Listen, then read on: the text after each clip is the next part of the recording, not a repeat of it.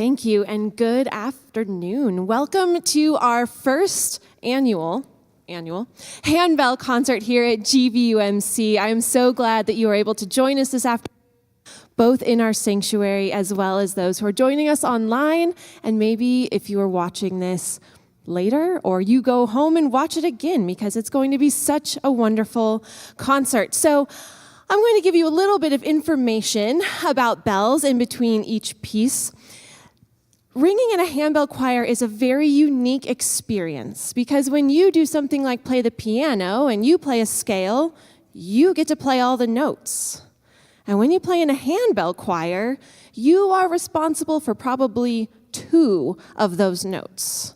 And your neighbors are responsible for other ones, and you just really hope that it all comes together. It's really a collaborative effort. So most ringers have 2 bells, up to 4, depending on if there's maybe a B flat thrown in there, or if the key changes and they need to put down certain bells and pick up other bells. Now, of course, I say that, and you will notice that these people behind me are feverishly rearranging this entire table. And it's because most handbell choirs use a lot of people. We have 11 in our handbell choir, but this next piece is written for a quartet. And so we play more than just 2 or 3 bells, and they're actually going to let me play with them instead of waving my hands. So no conductor, we got to stay together. And we not only play multiple bells, we share bells. And when we were learning this piece, it was a matter of, we don't need that bell. Why is it in your hand? Put it. What's going on? And so we had to do a lot of figuring on how to play these bells, not body check each other when we needed a bell, and make sure we got everything in the right spot. We good? I told them I would stall until they were ready. So I present our quartet, My Shepherd Will Supply My Need.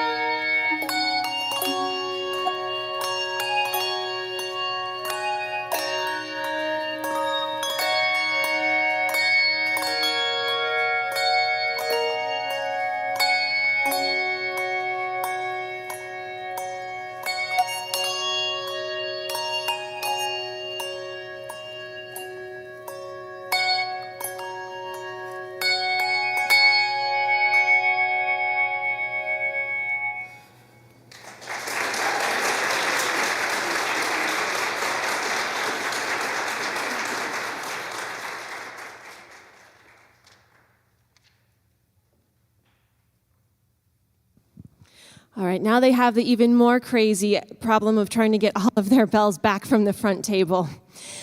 So you're going to get a little bit of a handbell history lesson here, and yes, there will be a quiz later. So take notes if you're that kind of a student. So handbells have been throughout history for thousands of years in a lot of different areas, regions, but this particular tradition comes from England, and imagine it starting as giant bells in bell towers. And there was a thing called change ringing, and they had ropes, and people were ringing them, and it was all about how cool you could be and what kind of a melody you could make up. But as you could imagine, bell towers in warm, swampy England were not a great place to hang out. And it was a very physical activity. And so handbells started to shrink more and more so that you could actually play them with your hands. And then they started to add more notes. So we have every note up here that you find on a piano: C, C sharp, D, D sharp, on up. The black keys and the white keys, they're all here as different bells.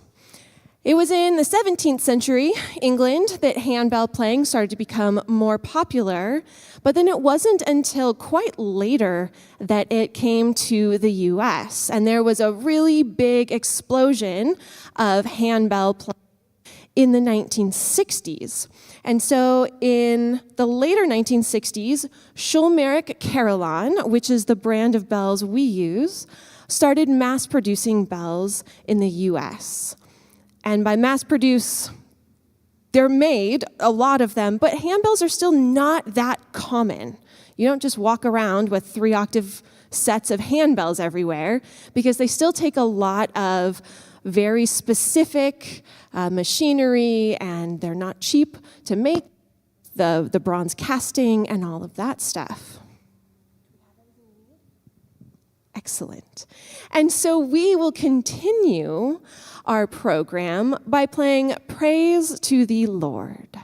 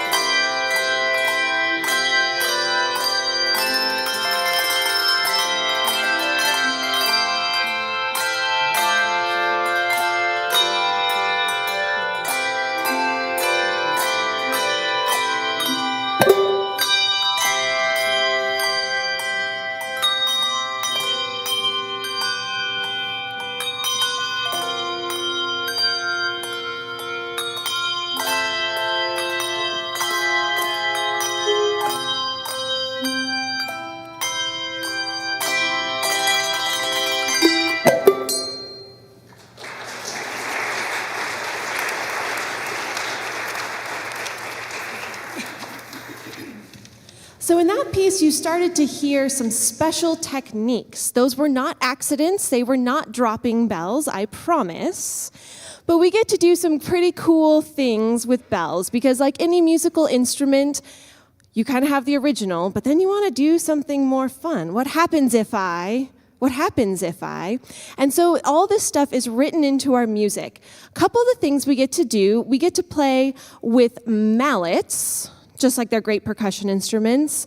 Sandy, can you show us what it's like to hear, to mallet a bell? Get that nice little thunk sound. It can be very, very rhythmic instead of the ringing. We also have things that are called thumb damps, where you put your thumb on the bell and you ring it. Susie, can you demonstrate that one? Yeah, so you get kind of the thunk, but there is a little bit of a ring with it. That technique was used in the last piece. We get shakes. Shakes are a lot of fun, especially when you have the little bells. Elizabeth, can you show us a shake?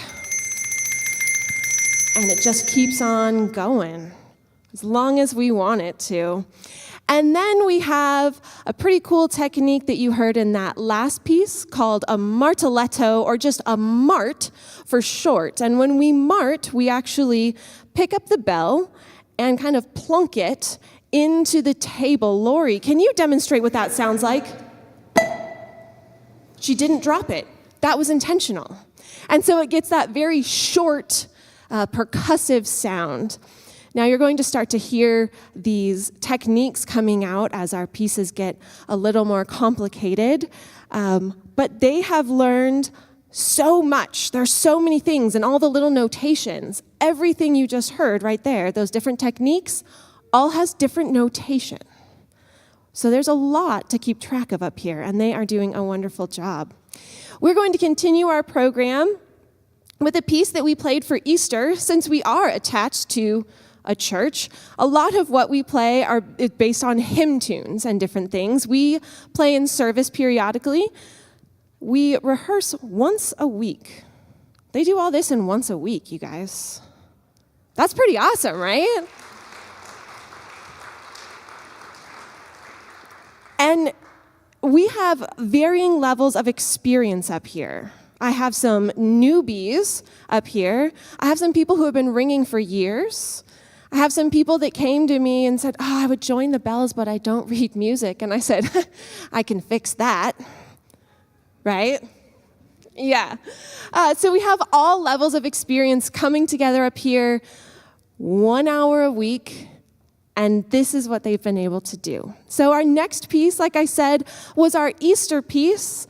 It's called Christ Arose. You'll hear some familiar Easter tunes like Up from the Grave He Arose. If you have the urge to hum along, I'm not going to be offended at all. So feel free to get in the mood of this piece.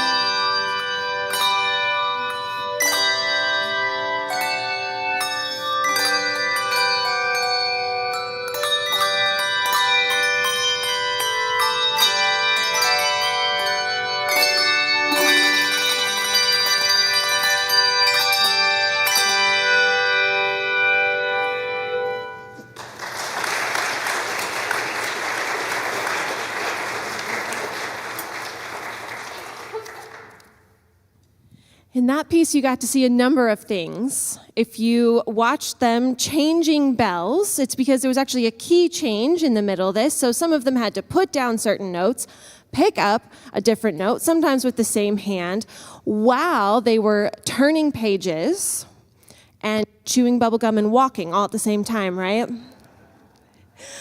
I also want to say that this is one of the nicest groups of people you could ever imagine to hang out with. Now, you may not think that right now because they have their concentration faces on.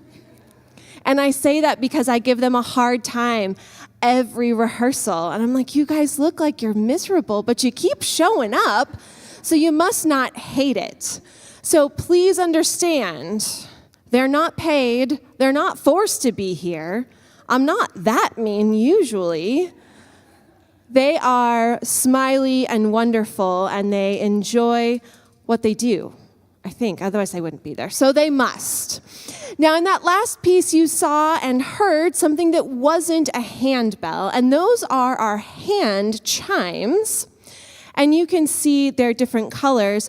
We have them from big. Linda, can you show us that big chime and play it for us? Got that beautiful mellow sound. And then we get up into these nice small ones. Stacy, show us a small chime. It's a beautiful sound. It's a great complement to the handbells. But once again, one more thing for them to swap in and out. And we have here a 3-octave set of handbells. So if you're familiar with a piano, if you start on C, you go up to the next C, that's 1 octave. You go up to the next C, that's 2 octaves. Go up to the next C, that's 3 octaves. So let's hear the highest bell. Little bitty guy up here. Nice and high, in case you were wondering what that sounds like by itself. And then Linda has our biggest C bell down there. Totally different sounds. And then everything is just kind of something in between that. You guys good? Excellent. They're like, you're talking too long. We're fine. You don't need to stall any longer.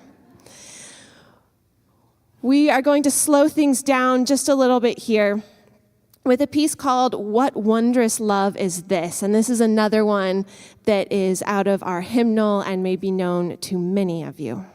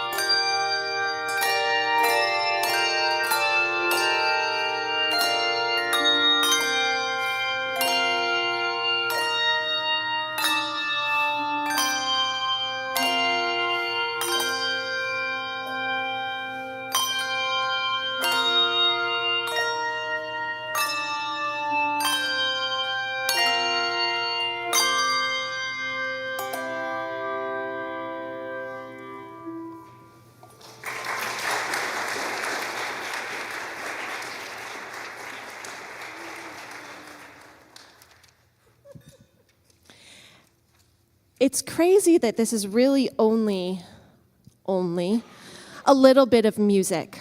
And I will say that there are definitely professional choirs around this country, and a lot of them over in England as well. We are not one of them. But there are also choirs that ring at Easter and Christmas only. And so we're kind of somewhere in between. Now, most choirs, and how we operate most of the time as well, is we learn one piece, and you work on that one piece, and maybe you start looking at another one, but really you're working on this piece, and then you play it in service, and then that piece goes away. And then you work on your next piece, and then you play it in service, and then that piece goes away. And I was talking with this group in rehearsal, and I picked up my music book, and I said, this is what you have learned. And you're doing it all in one afternoon. And every single one of these pieces requires different things from these players. They have to make sure they have their mallets for one piece, but then the mallets have to get out of the way for the next piece. They have to have the B flat for one piece, but you better not play that in the other piece because it'll sound wrong, right? So this is definitely a challenge. And I say this because I love these guys and they need all the credit. I think sometimes they don't realize how hard they're working because it's just we show up and we do it. So can we just give them a round of applause?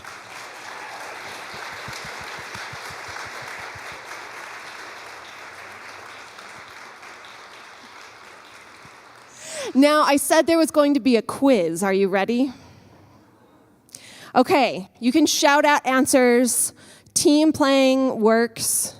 If you have to cheat and you Google, you can. But I think that my questions are not that hard. So, where does the tradition of this kind of handbell playing come from? England. Okay, you learned something. Maybe you already knew that. These long tube things right here, what are they called? Chimes. They're hand chimes versus the handbells. And the technique where we pick a bell up and thunk it into the table, what's it called?